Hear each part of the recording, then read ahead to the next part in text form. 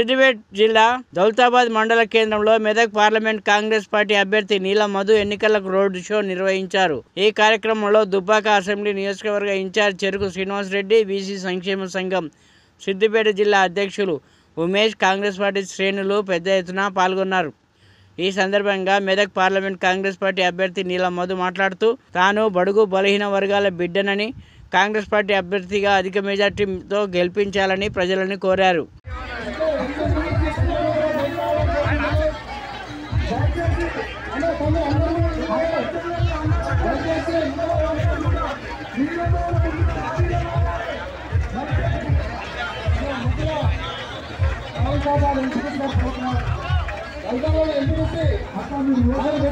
ఎందుకు